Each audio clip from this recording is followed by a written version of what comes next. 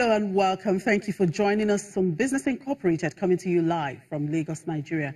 I'm Chimezie Obi Iwago. Coming up on the show today, South Africa's Tiger Brands and RCL Foods shares fall over listeria scare. Congo's Kabila to meet mining bosses to discuss new code. Plus, biggest Libya oil field stops pumping on pipeline halt. Let's get the show started with the markets. And here in Africa, the new week started on a positive note as all the markets we track on this program were all looking green at intraday.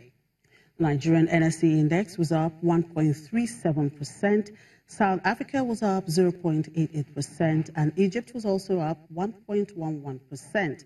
However, Kenya closed in the red on Friday. And in the Middle East, stock markets were mixed, taking their cue from Asia, where investors dumped shares amid fears of global trade war that could harm the outlook for global growth. Qatar was mostly hit. At intraday, Qatari index was down 3.16%, with two of its biggest stocks going ex-dividend. Dubai index was down 0.17%. However, Abu Dhabi index and Saudi were up 0.11% and 0.19%. Saudi Arabia's 175 listed companies are being required to adopt IFRS from the start of 2017. Saudi Arabian Mining Company, the majority owner of the world's largest fully integrated aluminium facility, extended losses for a second straight day on news about the tariffs.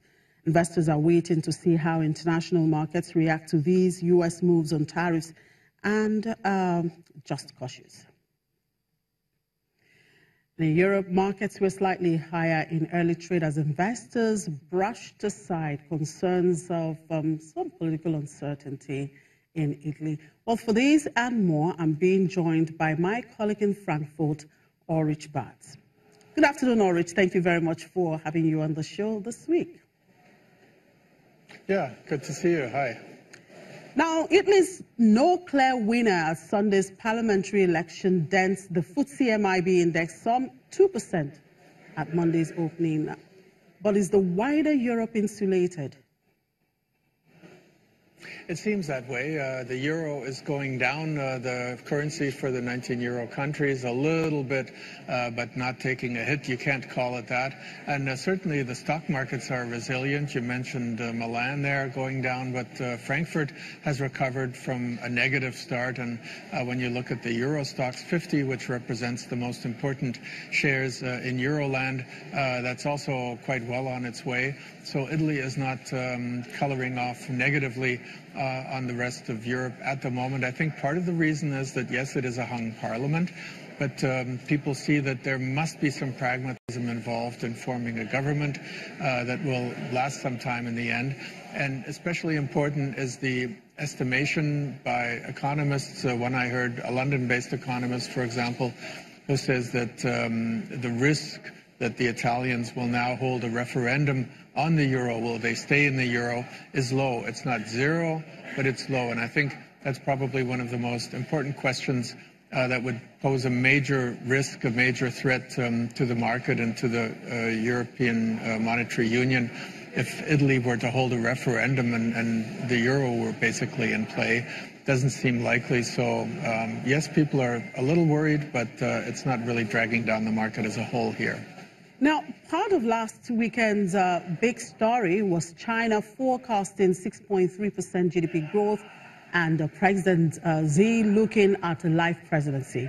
Can you mix some politics with business and markets here for us?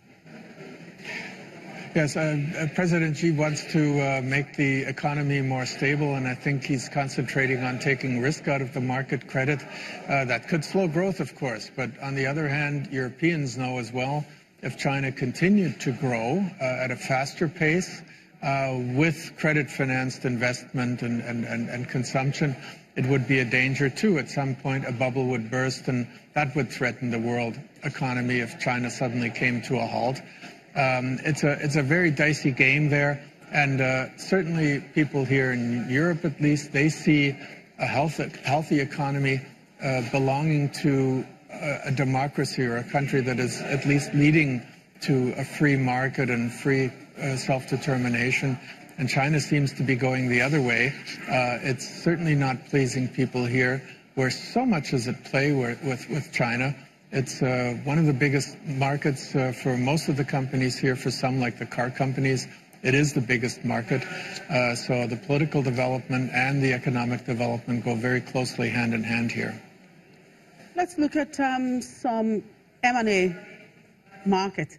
Now, shares of Europe's second largest insurer, AXA, slumped almost 7% after it agreed to buy Bermuda-based XL Group for estimated $15 billion. Why is this deal a big deal? Yeah, it took people by surprise. That's one negative. Because AXA, not long ago, said that it wasn't going to do acquisitions as large as this. It had put a cap of 3 billion euros, basically, on future acquisitions. And this is like, 3 billion and 15, that's 5 times as high. I had to do a little bit of arithmetic in my head there. And that was seen as a negative by people. Plus, it's a hefty price tag. Allianz, for example, the CEO, that's Germany's biggest insurer, and he said that looking at the valuation of other insurance companies that Allianz could be interested in from a business point of view, they're priced too high. And of course, AXA is looking at the same prices, and it paid a hefty price tag. People in the market are convinced, and that's hurting the AXA share here. And incidentally, Allianz, which did not buy it, that's one of the leaders today in the market, going up by about 2% on the news that AXA is getting it. All right, thank you, Ulrich. The week has just started, and I'm sure we have quite a lot to chew in the course of the week. But in the meantime, let's keep our eyes on Italy. Enjoy the rest of the day.